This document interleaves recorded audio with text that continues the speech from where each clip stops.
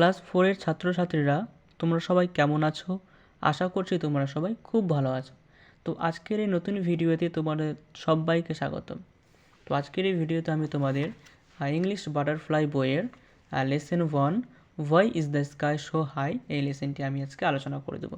তো তুমি যদি আজকের এই ভিডিওতে নতুন হয়ে থাকলো তাহলে প্লিজ চ্যানেলটি সাবস্ক্রাইব করে দিও এবং ভিডিওটি ভালো লাগলে ভিডিওটিতে একটা লাইক করে দিও।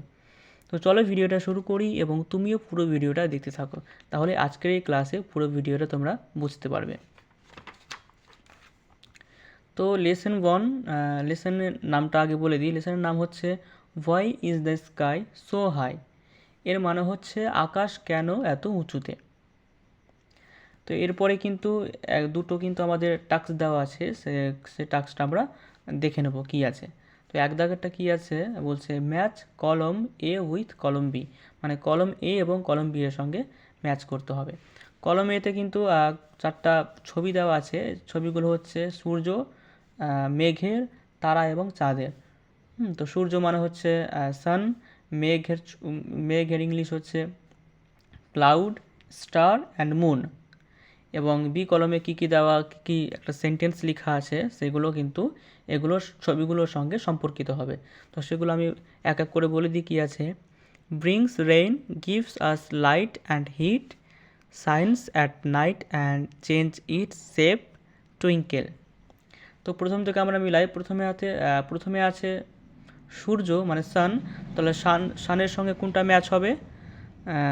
এটা ম্যাচ হবে সানের সঙ্গে, যে gives us light and heat, মানে আমাদের আলো এবং তাপ দেয়। তাহলে কে দেয় আলো তাপ দেয়? সূর্য।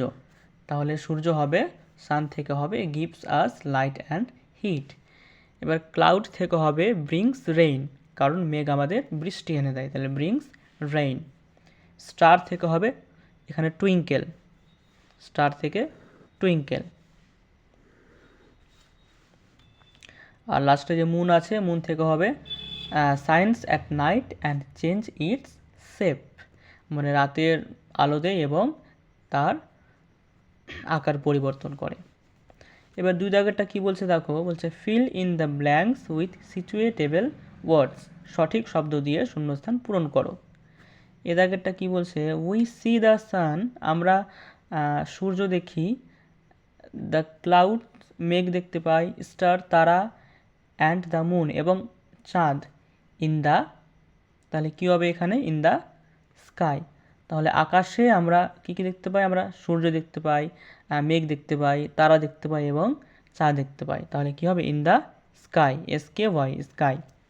বিদাগারটা বলেছে we dash touch this, we dash touch this, আমরা তাকে কি ছুঁতে পারি না, তাহলে উই কান্ট টাচ দিস, আমরা এটাকে ছুঁতে পারি না, we CANT can't, we can't touch this. এবার চলো আমরা পুরো লেটস রিডটা পড়ব। It was 10 o'clock in the night, রাত তখন প্রায় 10টা। Mimi and Raju had not yet gone to bed, Mimi এবং রাজু তখনও বিছানায় ঘুমোতে যায়নি।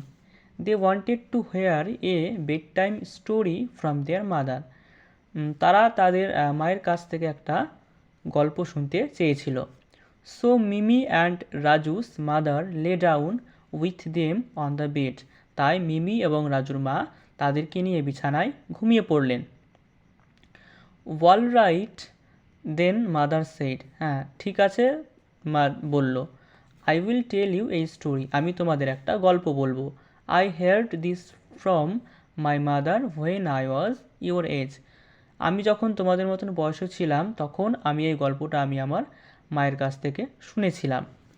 What is the story all about, Mimi and Raju asked, all excited, তারা দুজনেই উত্তেজিত হয়ে বলল যে সেই গল্পটা কি মা? ইটস অ্যাবাউট দ্য স্কাই, তাহলে এটা হচ্ছে আকাশের ব্যাপারে। মাদার সেইড, মা বলল, স্মাইলিং হেসে। Do you want to hear it, তোমরা কি এটা শুনতে চাও? ওহ ইয়েস দে সেইড, তারা বলল হ্যাঁ শুনতে চাই। মাদার বিগ্যান টু টেল, তারপরে মা বলতে শুরু করলো। লং এগো, অনেক আগে, everybody could touch the sky, অনেক অনেক আগে প্রত্যেকে আকাশকে ছুঁতে পারত। The sky stretched like an umbrella over the earth. তখন আকাশটা কি ছিল? ছাতার মতো পুরো পৃথিবীটাকে ছড়িয়েছিল। হি প্লেইড উইথ লিটল চিলড্রেন। সে ছোট ছোট বাচ্চাদের সাথে খেলা করত। দে থ্রিউ বলস at him.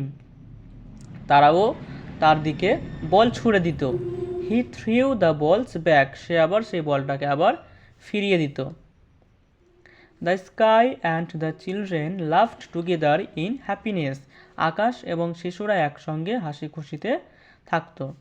The sky was very close to the earth.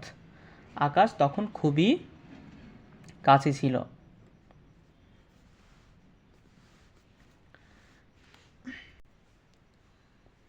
In those days, সেই সময়কার দিনে, there lived an old woman. সেখানে একটা বৃদ্ধ মহিলা বাস করত।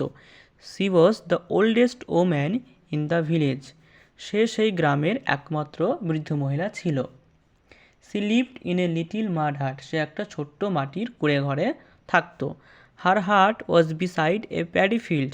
তার কুঁড়ে ঘরটি একটা ধান ক্ষেতের পাশে ছিল। প্যাডি ফিল্ড মানে হচ্ছে ধানের ক্ষেত, তাহলে তার কুঁড়ে ঘরটি একটি ধানের ক্ষেতের পাশে ছিল। There were coconut trees at a distance. তার কিছুটা দূরে কিছু নারকেলের গাছ ছিল।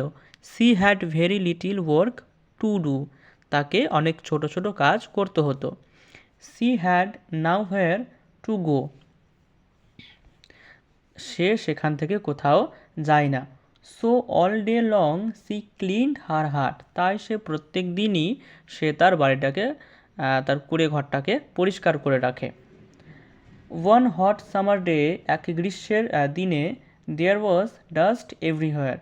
সেখানে সর্বত্রই ধুলো ছড়াছড়ি করছিল।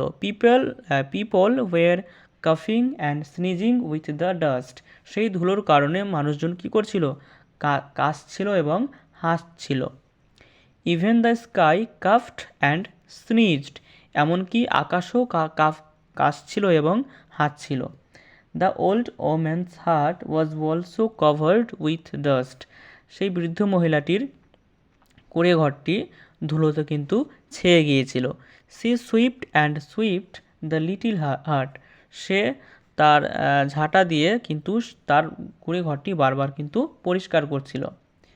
She swept the inside of heart. সে তার কুঁড়ে ঘরটির ভেতরটাও কিন্তু খুব ভালোভাবে ঝাড় দিচ্ছিল। She swept the outside of her heart. তার কুঁড়ে ঘরের বাইরের দিকটাও কিন্তু সে ঝাড় দিচ্ছিল। Dust rose all around her in brown clouds. মানে ধুলোগুলো তার কুঁড়ে ঘরের চারিদিকে বাদামি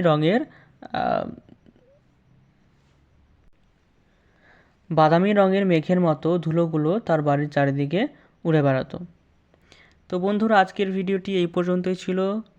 তো এই ভিডিওটি যদি ভালো লেগে থাকলে তাহলে ভিডিওতে লাইক করে দিও এবং চ্যানেলটি সাবস্ক্রাইব করতে কিন্তু একদমই ভুলো না। তো দেখা হচ্ছে পরের ভিডিওতে। ততক্ষণ পর্যন্ত ভালো থেকো, সুস্থ থেকো এবং আমার ভিডিও দেখতে থাকো। ধন্যবাদ।